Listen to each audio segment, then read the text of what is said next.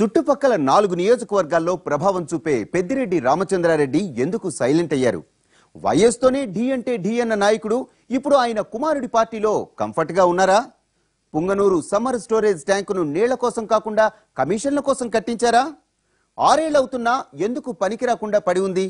తాగునీటి సమస్యకు ఎమ్మెల్యే పెద్దిరెడ్డి రామచంద్రారెడ్డి పరిష్కారం ఏమిటి?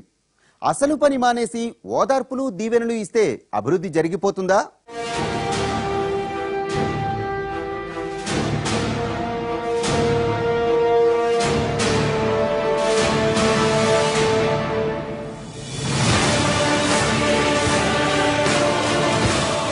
చిత్తూరు జిల్లాలో అతిపెద్ద నియోజకవర్గం పుంగనూరు 180 కిలోమీటర్ల పరిధిలో ఉంటుంది. రాజులేలిన ఈ ప్రాంతంలో ఇప్పటికీ ఆనవాళ్లు చెక్కు చెదరలేదు. రాజమహల్ నాటి రాజవంశీకుల కులదైవం సుగుటూరు గంగమ్మ ఆలయం ఉన్నాయి. ఏటా గంగమ్మ జాతర వైభవంగా జరుగుతూ ఉంటుంది. బెంగళూరులో ఉండే రాజవంశీకులు వచ్చి ఈ జాతరలో పాల్గొంటారు. 3 సార్లు వాళ్లే ఎమ్మెల్యేలుగా ఎన్నికయ్యారు కూడా. మొత్తం ఓటర్లు 175,124 మంది ఉన్న ఈ సెగ్మెంట్లో టీడీపీ ఆవిర్భావం తర్వాత రాజకీయం మారింది. ఆర్టీసీ కండక్టర్గా పనిచేస్తున్న సామాన్యుడు బుగ్గిడి గోపాల్ ఎమ్మెల్యే అయ్యారు. తర్వాత నూతనపాటి కుటుంబానికి చెందిన తండ్రి కొడుకులు రామకృష్ణారెడ్డి, ప్రస్తుత మంత్రి అమర్నాథ్ రెడ్డి ఇక్కడి నుంచే ప్రాతినిధ్యం వహించారు. 2009లో నియోజకవర్గాల పునర్విభజన తర్వాత సొంత మండలం పెద్ద పంజాణి, పలమనేరులో కలవడంతో అమర్నాథ్ రెడ్డి అటు వెళ్లారు.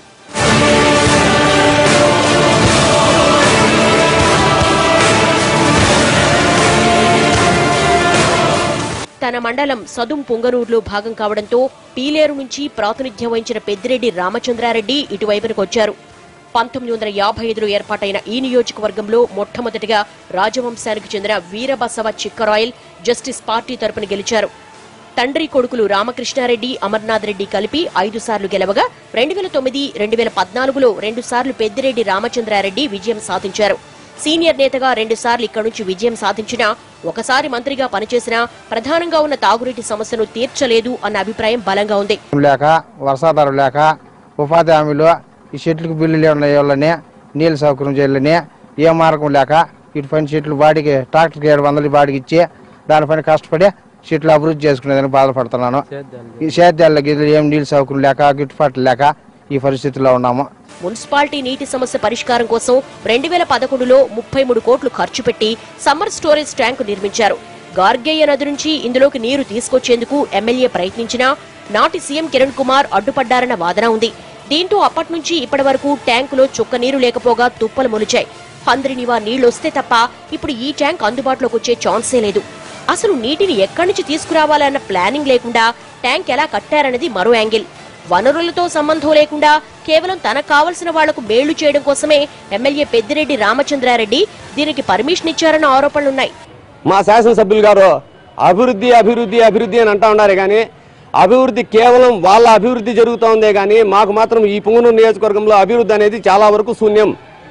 అది ఏ విధంగా జరుగుతోంది అంటే 30 కోట్లతో సమ్మర్ కోల్డ్ స్టోరేజ్ కట్టి ఇప్పటికి 5-6 సంవత్సరాలు అయినా కానీ ఒక్క గ్లాసు నీళ్లు కూడా సమ్మర్ కోల్డ్ స్టోరేజ్ రాకపోవడం ఒక కారణమైతే, ఇంత పెద్ద పుంగనూరు నియోజకవర్గానికి ఆర్టీసీ డిపో లేకపోవడము, ఆర్టీసీ డిపో నిర్మించి ఇప్పటికి దగ్గర 3-4 సంవత్సరాలు అయితే ఆ డిపోలోకి బస్సులు తీసుకురాకపోవడంలో మా ఎమ్మెల్యే గారి వైఫల్యం కొట్టొచ్చినట్లు కనపడుతోంది. నియోజకవర్గంలో చింతపండు విరివిగా పండుతుంది. పొంగనూరులో అయితే ఎక్కువ మంది మైనారిటీలు దీని మీదే ఆధారపడి జీవిస్తూ ఉంటారు. కానీ వీరికి కూలి కూడా గిట్టుబాటు కావడం లేదు. అటు రైతు ఇటు కూలి ఇద్దరూ నష్టపోతుండగా దళారీలు బాగుపడుతున్నారు. అసలు ఎక్కడా మా ప్రస్తావన లేదన్న అసంతృప్తి ఈ వర్గంలో ఉంది. ఆర్టీసీ డిపో నిర్మాణం పూర్తయినా ప్రారంభించడంలో నిర్లక్ష్యం ఎందుకన్నది పొంగనూరు ప్రజల ప్రశ్న.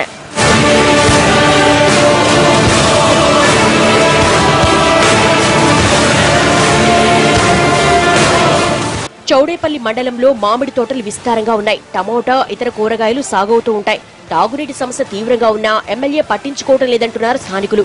హంద్రినివా కెనాల్తో చెరువులు నింపడమే పరిష్కారం అంటున్నారు రైతులు. మండలంలోని ప్రఖ్యాత బోయకొండ గంగమ్మ దర్శనం కోసం వారానికి 2 లక్షల మంది భక్తులొస్తారు. కానీ కనీస సౌకర్యాలు లేక ఇబ్బందులు పడుతున్నారు. గంగమ్మ గుడితో పాటు రాజమహల్, ఇతర దేవాలయాలను కలుపుతూ టూరిజం సర్క్యూట్ ఏర్పాటు చేస్తే యాత్రికులు పెరగడమే కాక స్థానికంగా ఉపాధి మెరుగవుతుంది. కానీ ఈ దిశగా కనీస ప్రయత్నాలు జరగడం లేదు. సోమల మండలంలో పాడి మీద ఆధారపడే వారి సంఖ్య ఎక్కువ. పాల రేట్లు తగ్గడం, దాణా ధరలు పెరగడంతో గిట్టుబాటు కావడం లేదంటున్నారు రైతులు. సదుం మండలంలో మామిడి తోటలు ఎక్కువగా ఉన్నాయి. గిట్టుబాటు ధర లేక ఇక్కడ రైతులు ఇబ్బందులు పడుతున్నారు. వారం వారం ఎమ్మెల్యే నియోజకవర్గమంతా కలిదిరుగుతారని, ఏదైనా సమస్య చెబితే మాత్రం మన గవర్నమెంట్ వచ్చాకే పరిష్కారం అంటున్నారని, అప్పటికీ అదే తారక మంత్రమా అని ప్రశ్నిస్తున్నారు స్థానికులు.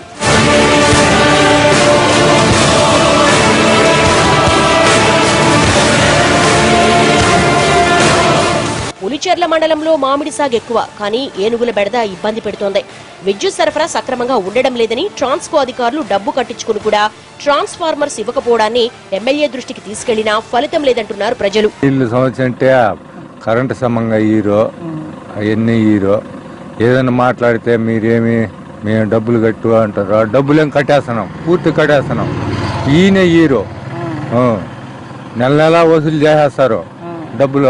కరెంటు సమంగా మాట్లాడితే రేపు వస్తాంలే, మన్నాడు వస్తాంలే, ఇదే పలకంటాం.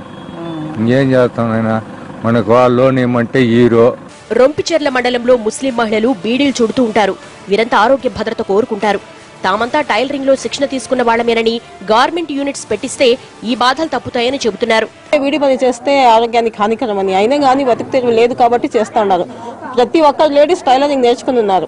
అదేదైనా గార్మెంట్ కానీ ఏదైనా పెట్టాలంటే అసలు ఎవరు ముందుకు రావటం లేదు. దీని గురించి బీడీ పని లేకుండా చేయడానికి మాత్రం ఎవరు ముందుకు రావటం లేదు. గార్మెంట్స్ ఏమైనా పెడితే గానీ ప్రతి ఇంట్లో కూడా ఒక టైలర్ ఉండాలి. ఇక్కడ ఆ లేడీస్ అంతా టైలరింగ్ పని అందరికి వచ్చు, కాకపోతే ఇక్కడ ఇది చేయలేరు కాబట్టి వీటి పని మీదే ఆధారపడింది. రొంపిచెర్ల కల్లూరు రోడ్డును విస్తరించడంతో పాటు జూనియర్ కాలేజ్ ఏర్పాటు ఇక్కడ ప్రధాన డిమాండ్. కళాశాల లేదంటే ఇక్కడ 9 పంచాయతీలు ఉన్నాయి, 5 ఉన్నత ప్రభుత్వ పాఠశాలలు ఉన్నాయి. దాదాపు ఒక 500 మంది నుండి 1000 మంది దాకా స్టూడెంట్స్ ఉంటారు. ఇలాంటి విద్యార్థులు రోజు అనేక ఇబ్బందులు పడి పీలర్ కన్నా, బాగరపేటన్నా, తిరుపతి కన్నా పోయి చదువుకోవాల్సిన పరిస్థితి ఇలాంటి ఉంది మా మండలానికి. ఇలాంటప్పుడు ఒక జూనియర్ కళాశాల కట్టి ఉంచవచ్చు.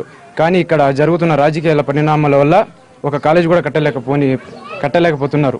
ఇప్పుడు 10th అయింది, కాలేజ్ పంపించడానికి మేము వెనక ముందు ఆలోచిస్తున్నాం. కాలేజ్ సౌకర్యం అయితే మా ఊళ్ళో ఎప్పటి నుంచి అడుగుతున్నాం మేము గవర్నమెంట్ కి, కానీ ఎవరు పట్టించుకోలేదు.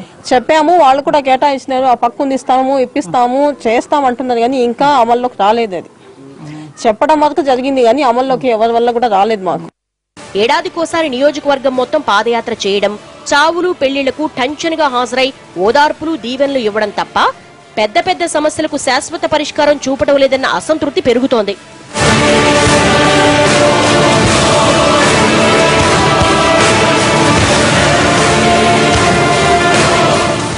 ఏదడిగినా అన్నీ మేం పవర్లోకి వచ్చాకే అంటారన్న ప్రజాభిప్రాయానికి తగ్గట్టే ఉంది ఎమ్మెల్యే స్పందన కూడా. మరి పరిష్కారం అయ్యే వాటికి కూడా ఎందుకు పట్టించుకోరు అన్నది కామన్ మ్యాన్ డౌట్. లాభాపేక్షతో మొదలు పెడతారు తప్ప లాభం లేకుండా ప్రజల కోసమో ప్రజలకు ఉపయోగపడే విధంగా చేసే పరిస్థితి ఉండదు. కాబట్టి దాని మీద ఆశ పెట్టుకోవాల్సిన అవసరం లేదు. కానీ ప్రభుత్వం వస్తే ఎక్కువగా బీడీ కార్మికులంతా కూడా రొంపిచెర్లలోనే ఉన్నారు.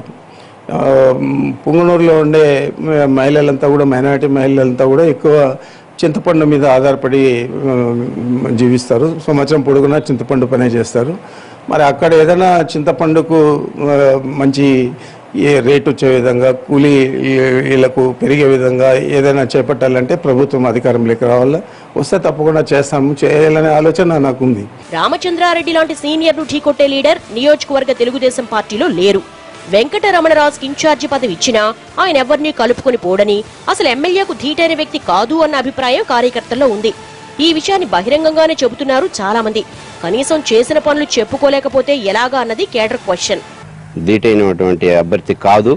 ఎందుకంటే ఎలక్షన్లకు ముందర నాకు టికెట్ అని చంద్రబాబు నాయుడు గారి దగ్గరికి పోవడం, టికెట్ అంత పెడతాను ఇంత పెడతానని టికెట్ తెచ్చుకోవడం, ఒక మండల విజిట్ కానీ, ఒక గ్రామ విజిట్ కానీ, కనీసం అధికారుల రివ్యూ మీటింగ్ కానీ కార్యకర్తలను పట్టించుకుని పాపాన ఇక్కడ ఉన్నటువంటి ఇన్ఛార్జి గారు వ్యవహరిస్తున్నారు. ఇక్కడ పొంగనూరు నియోజకవర్గంలో కార్యకర్తల పరిస్థితి కానీ, నాయకుల పరిస్థితి కానీ అయోమయ పరిస్థితిలో ఉన్నారు. రమణరాజు మాత్రం నేను పక్కా లోకల్ అంటున్నారు. బెంగళూరులో వ్యాపారాలు చేసుకుంటూ ఇక్కడ పాలిటిక్స్ నడిపే వారి కంటే నేనే బెటర్ అన్నది ఆయన వాదన. అందరూ కూడా వస్తున్నారు, వెళ్తున్నారు. ఇదివరకు కూడా ఎక్కడో వేరే గ్రామాల్లో కాపురాలు ఉండడము, బెంగళూరులో వ్యాపారాలు చేసుకోవడము, ఇవన్నీ వీళ్ళందరూ కూడా వచ్చి అయ్యా మేం చేస్తామంటే ఇది రాజకీయంలో అంత చేసే ఈజీగా చేసే కార్యక్రమం కాదు. ఎందుకంటే ఎప్పుడూ అందుబాటులో ప్రజలకు అందుబాటులో ఉండాల్సిన అవసరం ఉన్నది. గతంలో ఏం చేశామో ఇప్పుడు ఏం చేయాలని చెప్పిన అనుభవపూర్వకంగా కూడా మాకు శక్తిని మరి చంద్రబాబు నాయుడు కల్పించారు. భగవంతుడు మాకు ఆ యొక్క అవకాశాన్ని కల్పించాడు కాబట్టి మేము ప్రజలకు ఎప్పటికప్పుడు అందుబాటులో ఉండి. కార్యకర్తల బలం ఉన్నా సరైన నాయకులు లేక డీలా పడుతోంది నియోజకవర్గ టీడీపీ. అధికార పార్టీ కుమ్ములాటలు ఎమ్మెల్యేకు కలిసొస్తున్నాయన్న అభిప్రాయం బాగా ఉంది. జనసేన ప్రస్తావన పెద్దగా లేదు. బీజేపీ లెఫ్ట్ పార్టీల పాత్ర నామమాత్రమే. మొత్తం మీద ఎమ్మెల్యే పెద్దిరెడ్డి రామచంద్రారెడ్డి పెద్ద సమస్యలకు శాశ్వత పరిష్కారం చూపటం లేదు అన్న అసంతృప్తి ఎక్కువగా ఉంది. దాన్ని రాజకీయంగా ఉపయోగించుకునే స్థితిలో టీడీపీ లేదు అన్నది లోకల్ టాక్.